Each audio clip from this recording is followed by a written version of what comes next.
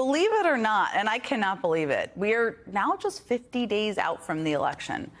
And I don't know about you sitting at home or wherever you may be watching, but the ground has kind of never felt shakier beneath my feet just 50 days out from an election than it does right now. And here's why. There is a lot happening all the time. I mean, the days do sometimes feel like weeks. The weeks sometimes feel like years.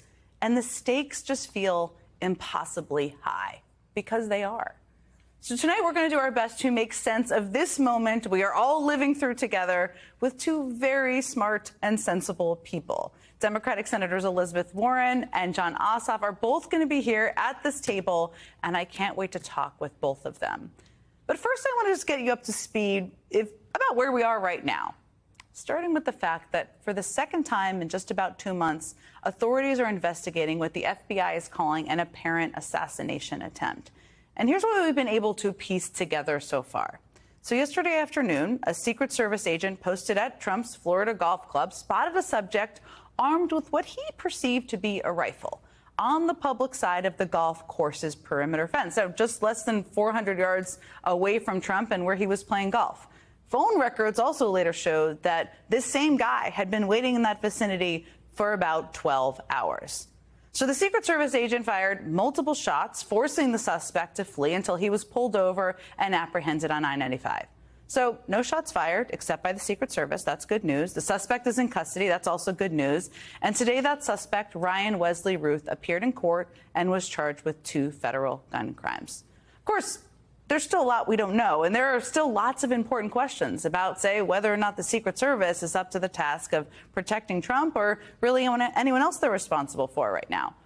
Now, for his part, Trump initially reacted to all of this with a bit of gratitude, thanking the Secret Service and law enforcement for the incredible job they did keeping him safe. But it didn't take long for him to pivot. And when he did, he really pivoted. Today, Donald Trump told Fox News that the rhetoric of President Biden and Vice President Kamala Harris is, quote, causing me to be shot at, referencing their past comments, calling him a threat to democracy. And in the very next sentence, he said they are people that want to destroy our country. It is called the enemy from within, he said. They are the real threat. He also posted to Truth Social that because of the rhetoric on the left, quote, bullets are flying and it will only get worse. And he posted again the ominous refrain, fight, fight, fight, in all capital letters, linking, of course, to his fundraising page. So I think with all of that I just went through, and in a moment like this, it's really important to just take a step back for a moment and acknowledge that multiple things can be true at the same time. The threats against Trump are abhorrent, as they are against any person in public life, in public office. They're unacceptable. They should be universally condemned by everyone. That's true. Trump himself is also doing very little to calm things down and baselessly blaming his political opponents. That's also true that he's doing that. We can't ignore that second piece, and we shouldn't ignore it. What we also can't ignore is that right now, Donald Trump's own charged inflammatory rhetoric is having a real-world impact. I mean, just look at what's happening right now, right this moment in Springfield, Ohio. Ever since Trump elevated a completely racist lie about Haitian immigrants eating pets to 67 million people watching the debate, the city has been on edge. Ohio Governor Mike DeWine just announced that starting tomorrow, troopers will be stationed throughout the Springfield City School District as a precaution. That comes after 2 more Springfield elementary schools were evacuated today, adding to a week of bomb and shooting threats. Clark State College in Springfield is also closing its campuses and moving all of their classes online this week. Multiple hospitals have been forced into lockdown, and members of the Haitian community in Springfield are hiding in their homes. Those are all very real consequences of a very fake story that has been promoted and propagated by Donald Trump and his running mate, J.D. Vance, who, by the way, represents the people of Ohio, including Springfield. And talking about what is happening right now in Springfield and talking about the impact of Trump's words is not incitement of violence against him. Talking about Trump's very long history of inflammatory rhetoric isn't incitement of violence either. So don't let anyone tell you otherwise. At the end of the day, No elected official should be threatened. No American city should be terrorized. And if you are having a hard time figuring out how to hold all of this in your head at one time, first of all, you're not alone. But the second assassination attempt in 2 months, the impact of Trump's own words on a city like Springfield, his long history of dangerous rhetoric, we have to hold them in our heads at the same time. I get the struggle, but we have to.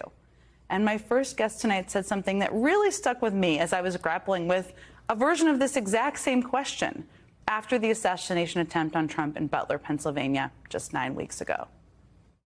President Biden, I think rightfully so, is calling for the country to end political violence, saying it's time to cool it down. Do you think that this changes the state of the campaign, and do you believe that these candidates will be somewhat different going forward into the general election? So let's start with the first about what it means to cool it down.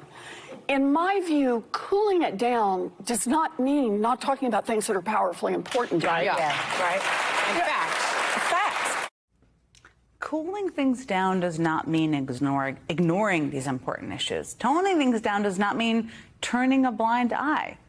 We are just 50 days out from the election.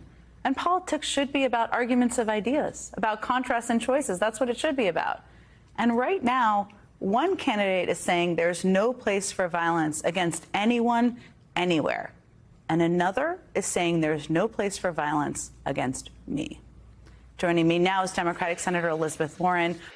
If we can come up with a plan that's going to cost our people, our population, less money and be better health care than Obamacare, then I would absolutely do it. But until then, I'd run it as good as it can be run. So just a yes or no, you still do not have a plan? I have concepts of a plan.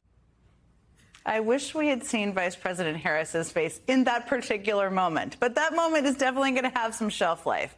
I mean, Donald Trump has been promising to get rid of the Affordable Care Act since he first ran for president 9 years ago. He still has no plan for what he would replace it with. Having only concepts of a plan is probably one reason Trump doesn't talk about health care on the campaign trail the way he used to. But Senator Elizabeth Warren says there's another big reason. In a new op-ed, she writes, quote, "The problem is not that Mr. Trump can't think of a way to put his values into action.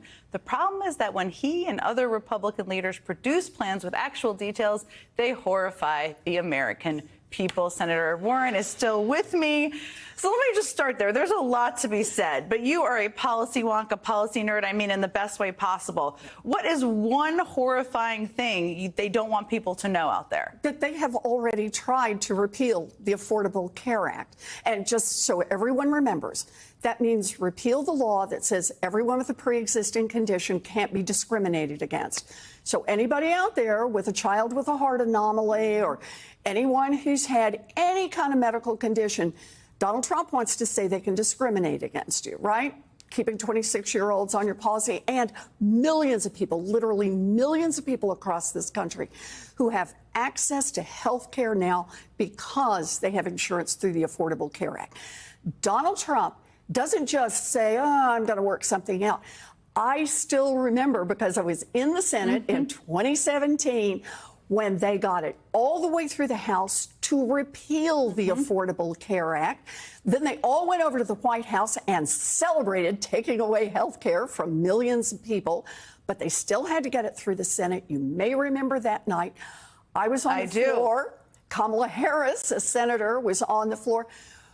We were so nervous, you literally couldn't sit down, the Democrats. We're just pacing. Because we understand the Republicans have the votes. If they stick with Donald Trump, Americans are going to lose health care all across this country. And it was John McCain, that last vote when he did the thumbs down and saved health care for millions of Americans by one vote. Don't tell me that Donald Trump doesn't have a plan. His plan, he said it plain as day just last year. His plan is to get rid of the Affordable Care Act. But understand, that's not all of his plan. His plan is also to get rid of that $35 insulin and that $2,000 cap on what seniors are spending, to get rid of the negotiation now with Medicare with the big drug companies. The plan is a nationwide abortion ban, get rid of mifepristone. How do I know the plan? Because they've laid it out. They've laid it out in Project 2025. Donald Trump himself has said it. J.D. Vance has said it. They have laid out their plan, and it is horrifying. And here's the thing about it, Jen. It's not just horrifying. It's the American people don't want it. Mm-hmm.